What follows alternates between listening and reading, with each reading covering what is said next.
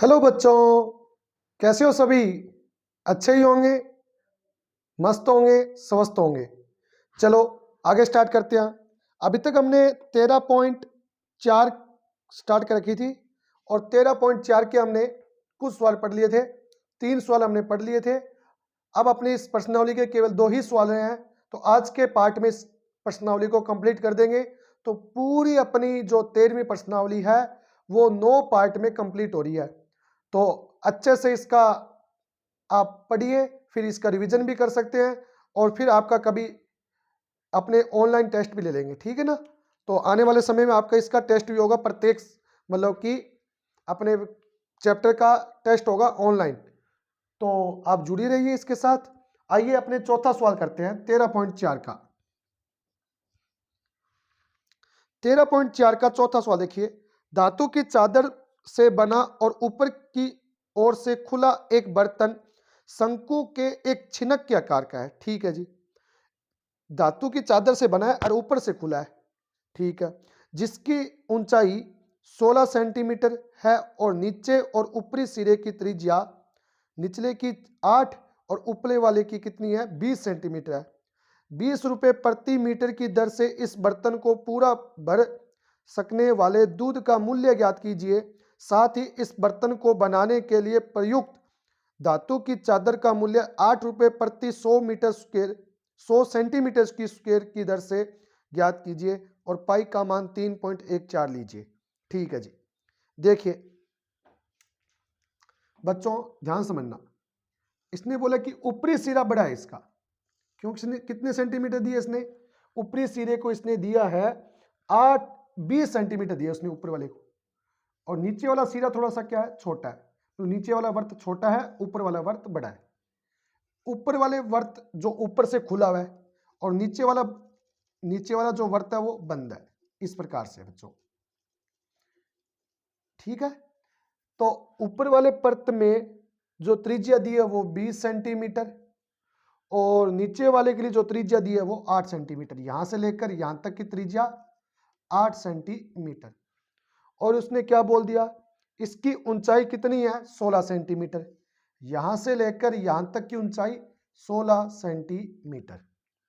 अब क्या बोला इसने, 20 रुपए प्रति लीटर की दर से इस बर्तन को पूरा भर सकने वाले दूध का मूल्य ज्ञात करो। बच्चों एक बात सुनना, लीटर जब आता है तो आपको याद होगा, मैंने जब स्टार्टिंग में एक बात बताई थी कि 1 मीटर क्यूब बराबर क्या होता है, 1000 लीटर होता है। अर्थात लीटर ज्ञात करने का मतलब ये होता है कि हमें इसका क्या निकालना पड़ता है, आयतन। तो पात्र में उतना ही दूध आएगा जितना पात्र का क्या होगा, आयतन होगा। तो सबसे पहले हम क्या निकालते हैं, इस बर्तन का क्या निकाल लेते हैं, आयतन निकाल लेते हैं। और आयतन का सूत्र होता है 1/3 पाई आर पाई एच R1 की स्क्वायर प्लस R2 की स्क्वायर प्लस R1 R2। उतना काम करते हैं सबसे पहले। तो हमें क्या क्या दिया वो लिखते हैं। देखो दिया है छिनक के ऊपरी वर्त की त्रिज्या, जिसको हमने मान लिया R1 20 सेंटीमीटर, तथा निचले वर्त की त्रिज्या R2 बराबर हमने मान लिया 8 सेंटीमीटर। ऊंचाई जिसको हम h से लिख रहे हैं कितनी मान लेते हैं, मानना क्या, 16 सेंटीमीटर। ठीक है, इससे मैं तिर्यक ऊंचाई और ज्ञात कर लेता हूं बच्चों। अपने पास 2-3 काम हो जाएंगे इससे, क्योंकि तिर्यक ऊंचाई बाद में काम आएगी। चूंकि छिनक की तिर्यक ऊंचाई हमें निकालनी है, काम आई हमारे लिए, इसलिए मैं यहीं पे काम कर लेता हूं। तिर्यक ऊंचाई जिसको लिखते हैं हम एल से, सूत्र होता है h की square plus R1 minus R2 की होल स्क्वायर। आप देख लीजिए पीछे लिखाया हुआ आपको ये सूत्र, h की स्क्वायर का मान 16 की स्क्वायर प्लस R1 कितना है, 20 माइनस 8 की स्क्वायर। 16 की स्क्वायर मतलब 256 प्लस 14 की स्क्वायर क्योंकि नहीं 12 की स्क्वायर, 20 में से 8 गया 12, 12 की स्क्वायर कितनी होती है 144, दोनों को जोड़ते हैं 400 हो गया। तो अपने पास अल का मान कितना आ गया बच्चों 20 सेंटीमीटर। ये लीजिए अल का मान। समीकरण नंबर क्या आ गई 1। यहां तक सवाल समझ में आ गया। अब क्या बोला हमें कि इसमें कितना दूध आएगा, तो कितना दूध आएगा और कितने रुपए का आएगा वो देखेंगे। तो सबसे पहले आप बर्तन का आयतन निकाल लीजिए। बर्तन का आयतन, बर्तन का आयतन, बर्तन का आयतन आगे निकालना हमें। तो आयतन का सूत्र होता है 1/3 पाई एच R1 की स्क्वायर प्लस R2 की स्क्वायर प्लस R1 R2। तो 1/3 पाई का मान 22/7 ही रखना, एक बार 22/7 कर देते हैं, बाद में 3.14 रख देंगे। एच का मान इसने कितना दिया है, एच का मान इसने दिया है 16, R1 की स्क्वायर 20 की स्क्वायर 8 की स्क्वायर 20 गुना 8, 1/3 गुना 22/7 गुना 16 गुना 400 प्लस 64 प्लस 160, 1/3 गुना 22/7 गुना 16 गुना 4 6 6 12 6 6 12 और 2 और 4 6 624।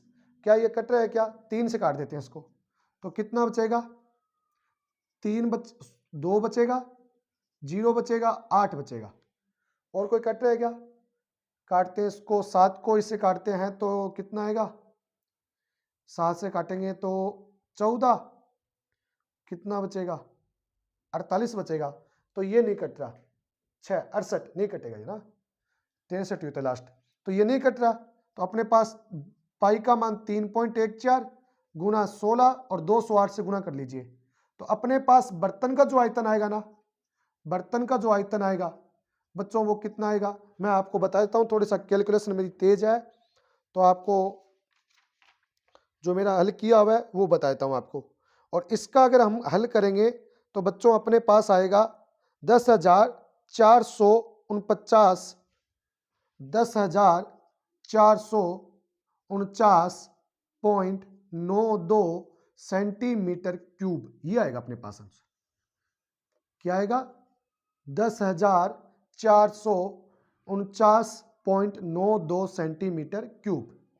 अब एक बात सुनना, हमें जो सवाल पूछा है वो किस में पूछा है, लीटर में पूछा है ना, तो सेंटीमीटर क्यूब को किस में चेंज कीजिए, लीटर में चेंज कीजिए।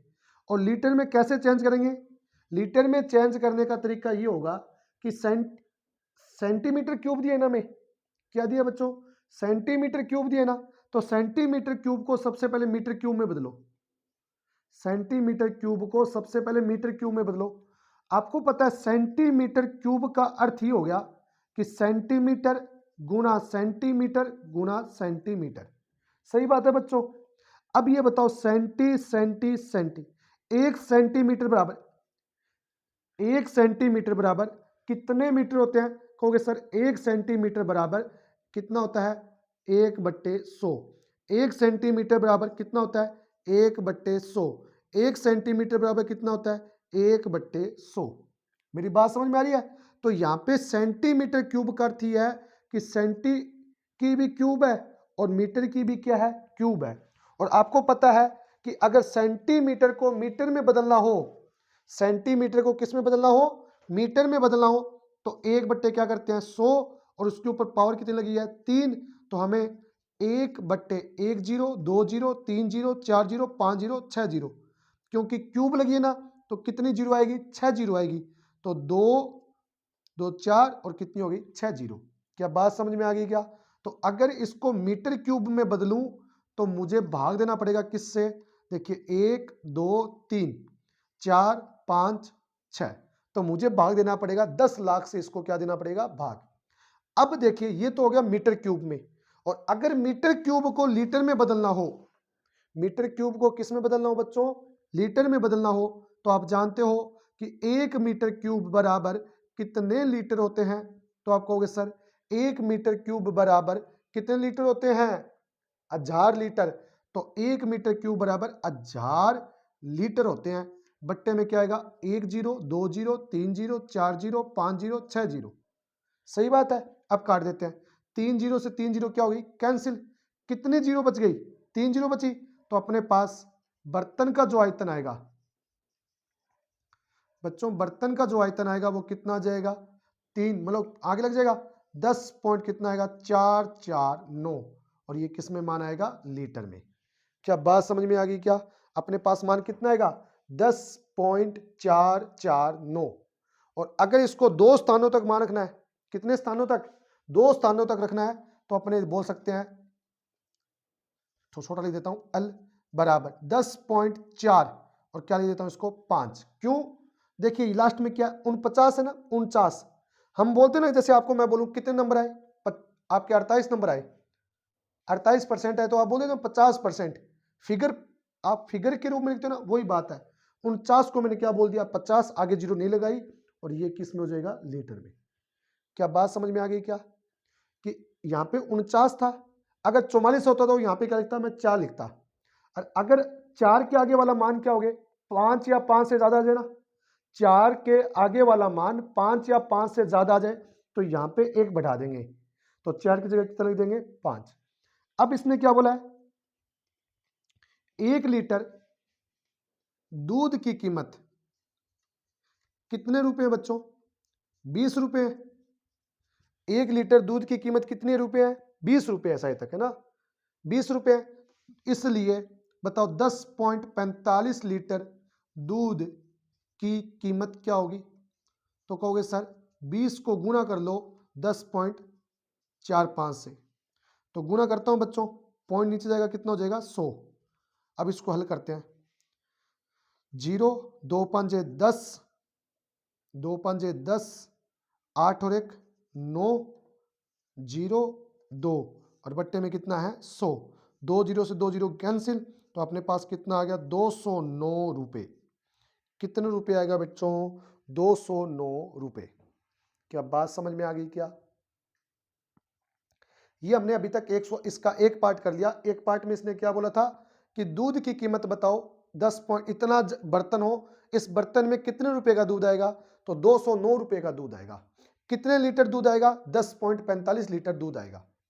ठीक है, तो हमने सबसे पहले क्या किया, इसमें सूत्र लगाया, सूत्र से हमने सेंटीमीटर क्यूब में मान आया, सेंटीमीटर को सबसे पहले किस में बदला मीटर क्यूब, क्योंकि सेंटी का मान कितना होता है 100, पर यहां पे क्यूब लगी है ना, तो 100 की जगह कितना होगा 6 जीरो आएगी, तो 1 2 3 4 5 6। अब मीटर क्यूब को किस में बदलना है लीटर में, 1 मीटर क्यूब बराबर 1000 लीटर होते हैं, तो 1 2 3 1000 लीटर, 3 से 3 जीरो काट दिया, उसके बाद में हल किया तो मेरे पास 10.449 लीटर, और यहाँ पे 9 है तो इसको क्या बदल दूंगा 5 में, क्योंकि आगे वाली संख्या 4 इसको बदलना है, तो आगे वाली संख्या देखिए 5 या 5 से बड़ी हो, किससे बड़ी हो 5 या 5 से बड़ी हो, तो उस संख्या में 1 बढ़ा दिया जाता है, तो इसमें 1 बढ़ा दिया तो 10.45 लीटर आ जाएगा। ठीक है बच्चों, और 1 लीटर का दूध का रुपए है 20, तो 20 को गुना कर दो 10.45 से, आपके पास आंसर आएगा 209 रुपए। इसका एक पार्ट कंप्लीट हो गया, ये आपने उतार लिया। अब मैं इसको रफ करूंगा, अब इसका दूसरा पार्ट पढ़ेंगे। दूसरे पार्ट में इसने क्या बोला है कि ये पात्र का पृष्ठीय क्षेत्रफल बताओ इस धातु को बनाने में। तो देखिए आगे वाला सवाल देखिए अब क्या बोल रही है। अब आगे वाले सवाल में इसने क्या बोला है कि साथ ही इस बर्तन को बनाने के लिए प्रयुक्त चादर का मूल्य 8 रुपए प्रति सेंटीमीटर की दर से ज्ञात कीजिए। चलो ठीक है, तो सबसे पहले सेंटीमीटर स्क्वायर ज्ञात करने के लिए हमें इसका क्या ज्ञात करना पड़ेगा, पृष्ठीय क्षेत्रफल ज्ञात करना पड़ेगा। और इस चादर, इस आकृति को बनाने के लिए चादर प्रयुक्त हुई है कहाँ कहाँ, एक तो वक्राकार और एक इसकी नीचे वाली सतह। देखो ये नीचे वाली सतह, ऊपर वाली सतह पे चादर नहीं आई है, केवल नीचे वाली सतह पे, तो हम क्या लिखेंगे चादर बनाने, चादर क्या लिखेंगे, ऐसे नहीं लिखेंगे, चादर नहीं लिखेंगे, क्या लिखेंगे यहां पे कि छिनक का कार बर्तन का पृष्ठीय क्षेत्रफल, तो किसके बराबर होगा, इस पूरी क्षेत्रफल क्या होगा, छिनकाकार बर्तन का पहले वक्र पृष्ठीय क्षेत्रफल निकाल लो और प्लस में क्या निकाल लो, निचले वृत्त का क्षेत्रफल निकाल लो। सही बात है ना, हमने पहला वाला सवाल किया था ना, ऐसे किया था। तीसरा सवाल, अब छिनकाकार बर्तन का वक्र पृष्ठीय क्षेत्रफल का सूत्र क्या होता है बच्चों, याद हो तो आपको, तो सर पाई अल और R1 प्लस R2, बिल्कुल। और इसका सूत्र क्या होगा, पाई नीचे वाले के लिए क्या माना, R2 माना ना 8 के लिए, तो पाई R2 की स्क्वायर। तो पाई का मान दोनों से कॉमन आ गया, पाई अंदर क्या बचा, अल। अल का मान कितना है बच्चों, अल का मान निकाला था 20, फिर वापस ब्रैकेट लग गया, R1 का मान 20 प्लस R2 का मान कितना है 8 प्लस पाई कॉमन आ गया, R2 की स्क्वायर कितना है 8 की स्क्वायर, क्योंकि R2 का मान कितना है बच्चों 8, तो 8 की स्क्वायर, दोनों से कॉमन क्या है पाई, L का मान 20, R1 R2 20 प्लस 8 प्लस का प्लस, पाई कॉमन आ गया, R2 का मान कितना है 8 की स्क्वायर, पाई का मान 3.14, 20 गुना ब्रैकेट का मतलब गुना 20 और 8 कितने हो गए 28, और 8 की स्क्वायर कितनी होती है 64, तो 3.14, 28 दुए 56, 560 प्लस 64, 3.14 गुना 6, 12 और 6, 624, और 3.14 को 624 से गुना करेंगे। थोड़ी मेरी कैलकुलेशन थोड़ी तेज है तो मैं आपको बता देता हूं, तो इसका आंसर होगा बच्चों 1959.36 सेंटीमीटर स्क्वायर, 1959.36 सेंटीमीटर स्क्वायर इसका क्या आ जाएगा, बर्तन का पृष्ठीय क्षेत्रफल आ जाएगा, या मैं बोल देता हूं बर्तन का संपूर्ण पृष्ठीय क्षेत्रफल, संपूर्ण जो हमें दिया खुला दिया ना, संपूर्ण पृष्ठीय क्षेत्रफल आ जाएगा, कितना आएगा 1959.36 सेंटीमीटर स्क्वायर। यहां तक बात समझ में आ गई, सवाल सूत्र लिखा है और कुछ नहीं लिखा, सूत्र में हमारे पास क्या है, वक्र पृष्ठीय क्षेत्रफल और निचले भाग को दोनों को जोड़ दिया। अब हमें क्या दिया है, इसने बोला कि 100 सेंटीमीटर स्क्वायर के कितने रुपए लगते हैं 8 रुपए, तो एक एक लिखेंगे 8/100, तो अपने पास 1959.36 के क्या लिखेंगे 1959.36 से क्या कर देंगे गुना। वही बात है, 5 रुपए में 10 पेन आते हैं, सुनिए 5 रुपए में 5 पेन 10 रुपए में आते हैं, तो बताओ 8 पेन कितने रुपए में आएंगे, तो एक पेन कितना होगा 10/5, और कितने पेनों के बारे में पूछा है 8 पेनों के बारे में, 8 से क्या कर दीजिए गुना, 5 को 10 से भाग दीजिए 2, और 8 2 कितना हो गया 16 रुपए। यही काम करना है इसमें, तो हम क्या करेंगे इसमें कि चूंकि 100 सेंटीमीटर स्क्वायर चादर का मूल्य 8 रुपए, इसलिए 1 सेंटीमीटर स्क्वायर चादर का मूल्य कितना होगा 8/100 रुपए, इसलिए 1959.36 सेंटीमीटर स्क्वायर चादर का मूल्य क्या होगा 8/100 गुना 1959 पॉइंट कितना हो जाएगा 36। अब इसको हल करेंगे बच्चों, और गुना भाग आप कर लेना, और इसका जो हल आएगा उत्तर आएगा वो आपके पास आएगा 256.748 रुपए। अगर इसको दो स्थानों में रखना है 256.75 रुपए, ये आपके पास क्या आ गया इसका आंसर, क्योंकि 4 के बाद में 8 बढ़ा ना, 5 से बड़ा है, तो 5 या 5 से बड़ा हो तो एक जोड़ देंगे, 4 में एक जोड़ दिया तो कितना हो गया 75, तो अपने पास 256 नहीं सॉरी 156, कितना है 156.75 रुपए, ये आपके पास आंसर आ गया। कोई दिक्कत यहां तक किसी बच्चे को? बस सबसे पहले पृष्ठीय क्षेत्रफल निकालिए, और पृष्ठीय क्षेत्रफल निकालने के बाद में 100 सेंटीमीटर स्क्वायर का रुपए 8, तो एक का कितना होगा, यहाँ पे 100 गुना में, इधर जाएगा भाग में, इधर देखो इसका कितना रुपये होगा, तो इसे क्या कर देंगे गुना, तो 8/100 गुना 1959.36, और जब इसको हल करोगे बच्चों तो आपके पास आएगा 156.75 रुपये।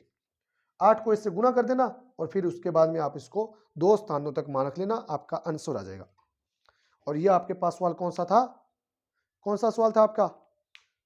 चौथा। ठीक है, अब आइए अपने 5वां सवाल। देखिए ये सवाल जो है वो पेपर में आने लायक नहीं है, ये सवाल पेपर में आने लायक नहीं है। ठीक है, अब आगे करते देखिए 5वां सवाल।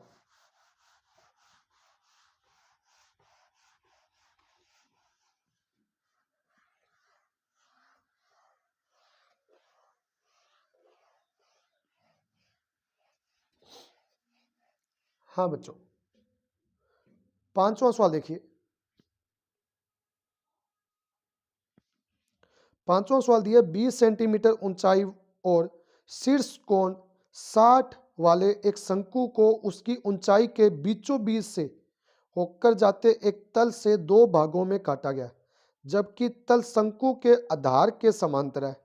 यदि इस प्राप्त शंकु के छिनक को व्यास 1/16 सेंटीमीटर वाले एक तार के रूप में बदल दिया जाता है तो तार की लंबाई ज्ञात कीजिए। थोड़ा ध्यान समझना बच्चों, ये सवाल कैसा है समझना। देखिए छठा सवाल, एक शंकु है और इसमें हमें क्या दे दिया, इसकी ऊंचाई दे दी हमें, यहां से लेकर यहां तक की ऊंचाई दे दी, और इसकी यहां से लेकर यहां तक की ऊंचाई कितनी है बच्चों? 16 सेंटीमीटर। 16 दिए ना, या 20 सॉरी, कितनी दी है? 20 सेंटीमीटर। ठीक है, अब आगे क्या दे दिया इसने? शंकु का जो कोण बन रहा है, शीर्ष कोण बन रहा है, ये रहा, ये कितना बना है? 60 डिग्री। ठीक है जी, और इस शंकु को इसकी ऊंचाई के बीचों बीच काट दिया। देखो बीचों बीच अगर इसको काट दिया, जैसे कोई तल है और इसको बीचों बीच काट दिया, तो यहां से लेकर देखो बीचों बीच काट देंगे तो बताइए बीचों बीच काटने से क्या इस प्रकार का एक ऊपर की ओर शंकु बन गया, नीचे की ओर क्या बन गया? छिनक बन गया। तो ऊपर की यहां से लेकर यहां तक की ऊंचाई ये 60 सेंटीमीटर 60 डिग्री है, और यहां से लेकर यहां तक की ऊंचाई ए भी बोल देते हैं, और यहां से लेकर यहां तक की ऊंचाई ये क्या हो जाएगी? सी। ये टोटल 20 थी, तो बताओ बीच में कट गया पूरा भाग, तो ये कितना बच गया? 10 सेंटीमीटर। और ये ऊंचाई भी कितनी बची बच्चों? 10 सेंटीमीटर। क्या बात समझ में आ गई क्या? बीचों बीच काटा तो ये 10 सेंटीमीटर, ये भी 10 सेंटीमीटर। त्रिज्या इसने दी नहीं है ना, त्रिज्या नहीं दिया है, तो त्रिज्या जब नहीं दी गई तो अब हमें क्या ज्ञात करनी है? इसकी त्रिज्या ज्ञात करनी है। तो देखिए मैं क्या काम करता हूं, यहां पे बोल देता हूं ए बी सी, इसको बोल देता हूं डी, और इस पॉइंट को बोल देता हूं ई। ठीक है बच्चों, ये पूरा कोण कितना था? 60 का था। शंकु से जब नीचे की ओर एक लंब डाला गया, देखो शंकु एक टोपी मान के चलिए, और टोपी से बिल्कुल उसको नीचे वाले वर्त के केंद्र तक मिला दिया जाए तो यह विभाजित हो जाता है। यह कितने डिग्री में कोण बढ़ता है? 30 डिग्री में बढ़ता है। जब शंकु से जब शीर्ष लंब डाला जाता है ना, तो वह विभाजित होता है कितने कोण में? 30 में कोण में, क्योंकि टोटल कितना था? 60, तो ये 30 में, और ये भी कितना हो गया? 30 में। इसकी हमने त्रिज्या बोल दी, ये तो है R1, और ये त्रिज्या क्या है? R2। ये हमें ज्ञात करनी है, इतने तो काम है। देखिए ऐसा सवाल हमने 9वीं प्रश्नावली में किए थे, आप देखना, थोड़ा ध्यान समझना। सबसे पहले हमें दिया क्या, पहले वो लिख देते हैं। दिया है शंकु की ऊंचाई कितनी दी है बच्चों? 20 सेंटीमीटर। अब इसको बीचों बीच से अगर हमने काट दिया तो अपने क्या लिख देंगे? तथा BC बराबर कितना हो जाएगा? 10 सेंटीमीटर, और यही किसके बराबर होगा? ए बी के बराबर। ए बी भी 10 और BC भी क्या है? 10। चूंकि शंकु से शीर्ष लंब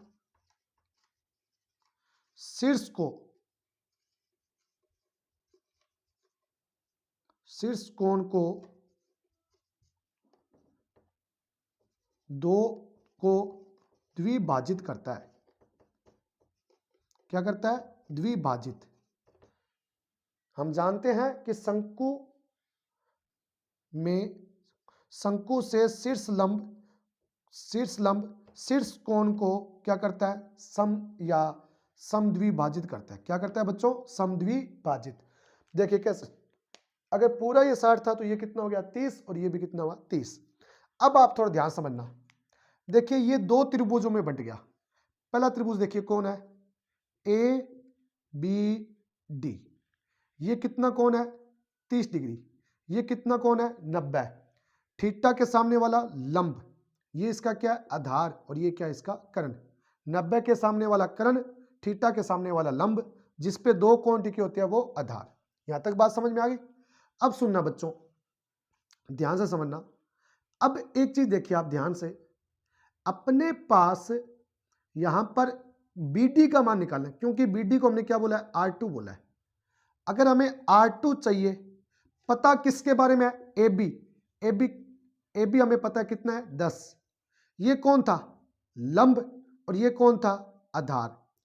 जिन बच्चों की 9वीं प्रश्नावली पढ़ी है ना, उनको समझ में आ रही है ये बात। ये क्या था? लंब, और ये क्या था? आधार। तो R2/10 बराबर लंब बट्टे आधार किसके लिए होता है बच्चों? tan, और कितना डिग्री है? 30। tan 30। तो R2/10 बराबर tan 30 का मान कितना होता है? अगर आपको पता हो तो tan 30 का मान होता है 1/√3।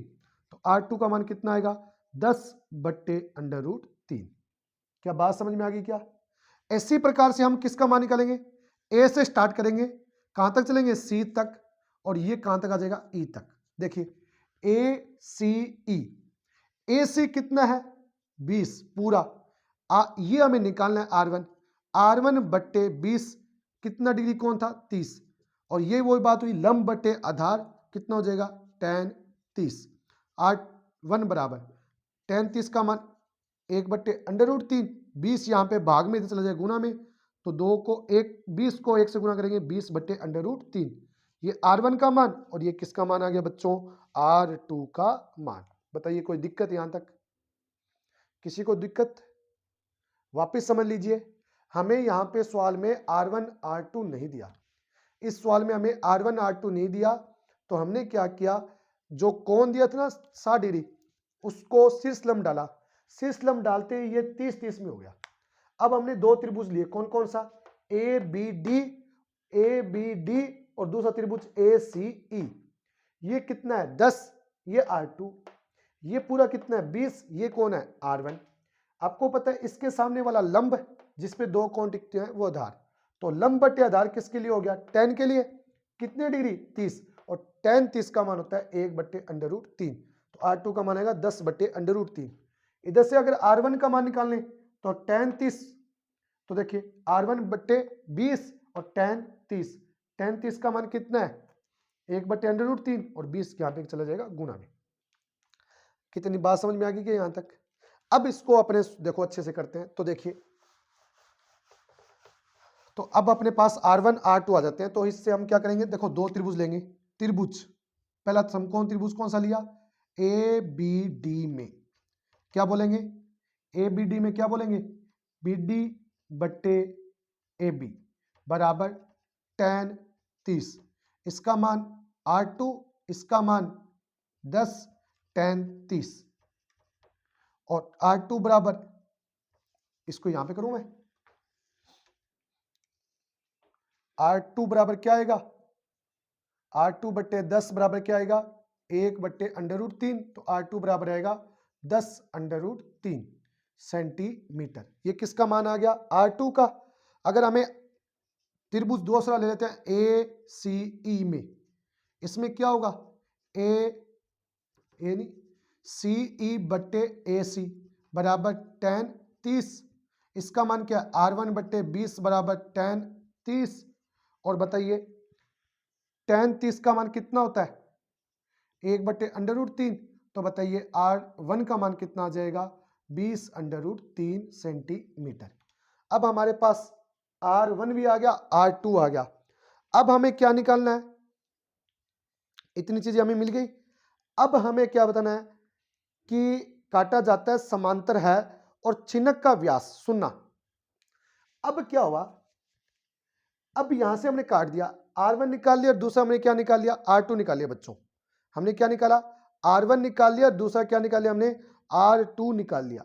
अब एक बात बताओ, जब ये नीचे जो छिनक बचता ना, ये कहता है इस छिनक को किस में बदल दिया इसने, बेलन का एक तार था उसमें बदल दिया। इस छिनक को पिघला कर इसने किस में बदला, इसको तार में बदला। कौन से तार में, बेलनाकार तार में बदला। तो हमें पता चला कि जब भी किसी चीज को पिघलाई जाती है या उसको बदला जाता है किसी दूसरी आकृति में, तो उसके लिए क्या निकालना पड़ता है, आयतन। तो इसलिए सबसे पहले हम क्या निकालेंगे, इस छिनक का क्या निकालेंगे बच्चों, आयतन निकालेंगे। तो देखिए, तो फर्स्ट काम क्या करेंगे, छिनक का आयतन। और छिनक का आयतन निकालने का सूत्र आपको पता ही है, 1/3 पाई h, R1 की स्क्वायर, R2 की स्क्वायर, R1 R2। इसको हल करते हैं। अब देखिए, 1/3 पाई का मान 22/7, h का मान कितना है, ऊंचाई, छिनक की ऊंचाई, केवल छिनक ही बोल रहा हूं मैं, ये छिनक था, ऊपर वाला भाग कट गया। तो बताइए छिनक की ऊंचाई कितनी है, 10, ये 10, ये 10, तो छिनक की ऊंचाई कितनी है, 10। और R1 ये शंकु की ध्यान ना, छिनक, तो यहां पे कहीं पे लिखूंगा मैं, ये लिखा है ना 20 से, देखो तो मैं h बराबर लिख देता हूं, h बराबर कौन है, h बराबर है 20c। और R1 का मान कितना जी, 20/√3 की स्क्वायर प्लस 10/√3 की स्क्वायर प्लस 20/√3 गुना 10/√3। अब इसको हल करते हैं। तो 1/3 गुना 22/7 गुना 20 का मान 10, 400/3, 100/3, 200/3।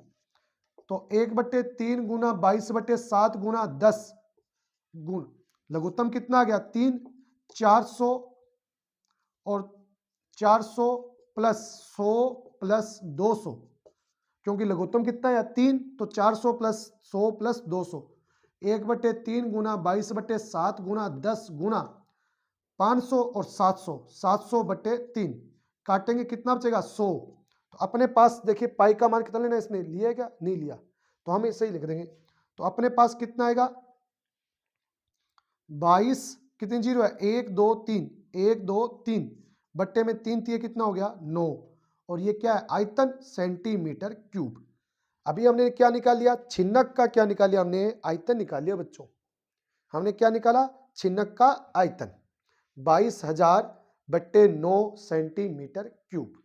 ठीक है, अब इसने क्या बोला, ये समीकरण नंबर अपने पास क्या आ जाएगी बच्चों, 1 नंबर। समीकरण नंबर क्या आ गई, 1। ये समीकरण नंबर कितनी आई अपने पास, 1। अब आगे देखिए,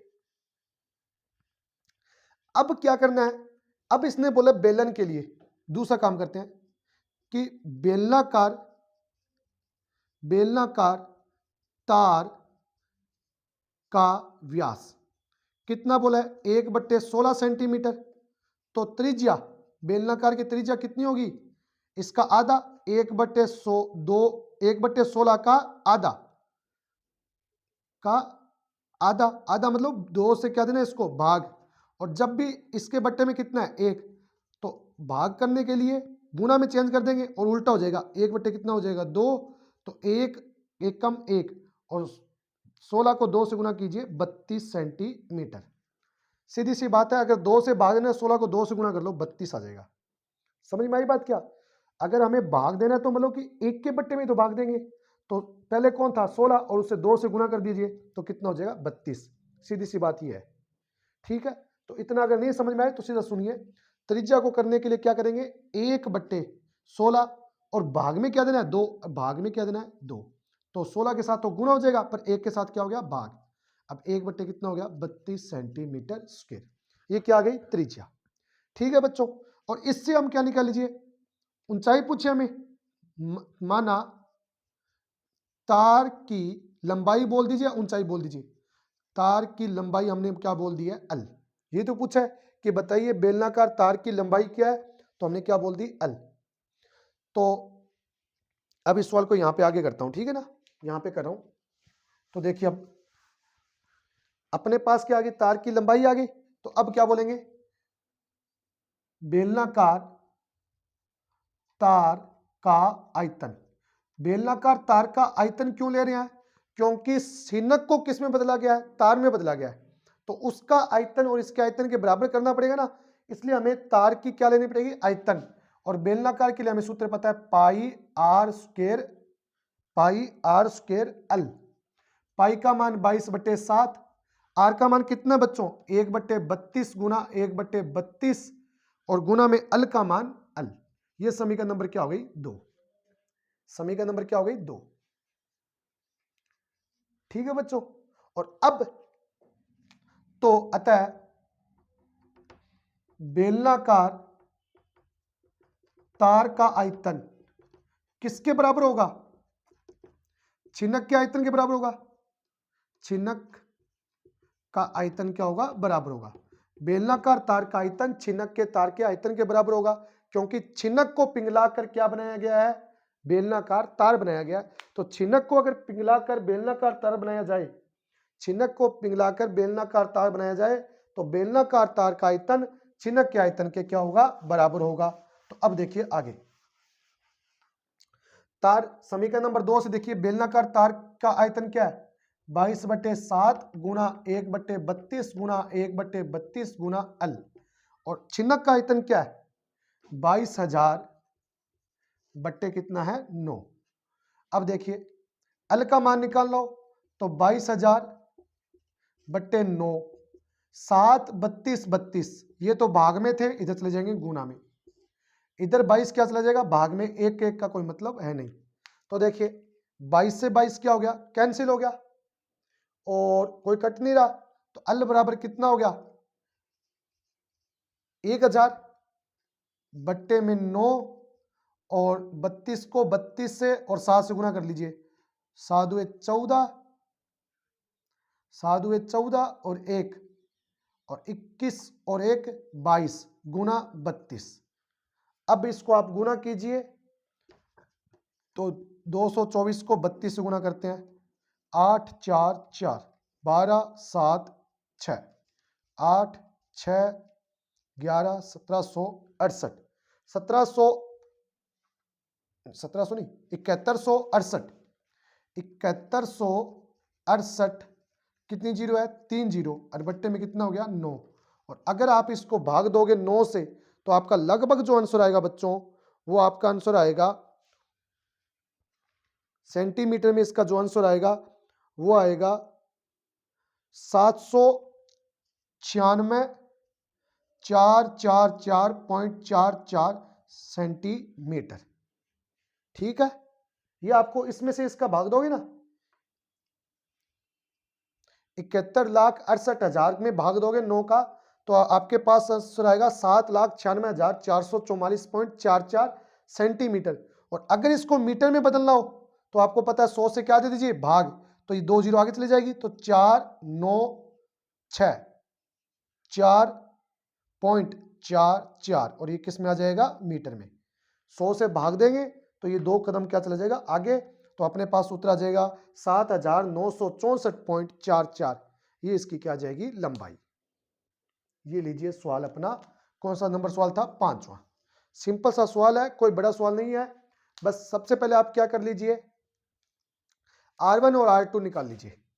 किससे निकालिए, त्रिकोणमितीय सूत्र से।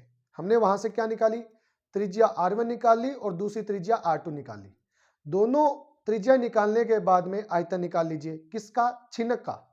और छिन्नक को पिघलाकर क्या बनाया गया, तार बनाया गया, फिर तार का आयतन निकाल लीजिए और दोनों को बराबर कर दीजिए। जैसे दोनों को बराबर करोगे, हमारे किसके मान आ जाएगा, अल का मान आ जाएगा। और इस प्रकार से हमारी ये 13.4वीं प्रश्नावली भी कंप्लीट होती है और साथ में 13वीं प्रश्नावली भी क्या होती है, कंप्लीट होती है। ठीक है बच्चों, ये चौथा और 5वां सवाल इतना देखने की आवश्यकता नहीं है, पर आपको पहला, दूसरा, तीसरा सवाल आपको ध्यान से पढ़ना है, ध्यान से देखना है। ठीक है, वहां से सवाल आते हैं, तो पहला, दूसरा, तीसरा सवाल जरूर अच्छे से देखना, पर चौथा और 5वां सवाल देखने की आपको आवश्यकता नहीं है। ठीक है बच्चों, तो अच्छे से पढ़िए। कल हम स्टार्ट करेंगे आगे वाली प्रश्नावली 8वीं। कौन सी प्रश्नावली स्टार्ट करेंगे, 8वीं और 9वीं, फिर त्रिकोणमितीय कंप्लीट करवाएंगे। अभी मैंने आपको क्षेत्रफल वाली चीजें कंप्लीट करवा दी है। क्षेत्रफल में हमने 12वीं कंप्लीट कर ली, 13वीं कंप्लीट कर ली, और साथ में हमने कौन सी प्रश्नावली कंप्लीट कर ली? प्रायिकता। हमने अभी तक 3 प्रश्नावलियां कंप्लीट कर लिया है। अब हम आगे करेंगे 8वीं और 9वीं। ठीक है बच्चों, कौन सी प्रश्नावली? 8वीं और 9वीं। फिर उसके बाद में हम स्टार्ट करेंगे 10वीं और 11वीं। फिर आपकी 10वीं, 8वीं, 9वीं, 10वीं, 11वीं, 12वीं, 13वीं कंप्लीट हो जाएगी और 15वीं कंप्लीट हो जाएगी। ठीक है, लगातार कंप्लीट हो जाएगी। तो ये पहले आपको इतनी प्रश्नावली कंप्लीट करवाएंगे, फिर आपको आगे काम करेंगे। तो जल्दी से जल्दी अपने सिलेबस कंप्लीट करेंगे। आपका 15 फरवरी तक ऑनलाइन जो अपने पढ़ा रहे हैं इसमें कोर्स कंप्लीट हो जाएगा। तो आप अच्छे से पढ़िए, और हो सकता है 1-2 दिनों में लाइव क्लास भी लगा दूं, स्टार्ट कर दूं। ठीक है ना, हो सकता है कल वाली क्लास लाइव हो सकती है, तो वो आपको जो हमारा ग्रुप बना हुआ है उस ग्रुप में आपको मैं मैसेज सेंड कर दूंगा कि लाइव आएंगे या अपने वीडियो अपलोड करेंगे। ठीक है बच्चों, तो आज के लिए बस इतना ही। आप सभी का बहुत बहुत धन्यवाद। इस वीडियो को अधिक से अधिक लाइक करना है, सब्सक्राइब करना है, नहीं, वीडियो को लाइक करना है, कमेंट करना है, और इस वीडियो को अधिक से अधिक शेयर करना है, और चैनल को क्या करना है? सब्सक्राइब करना है। ठीक है बच्चों,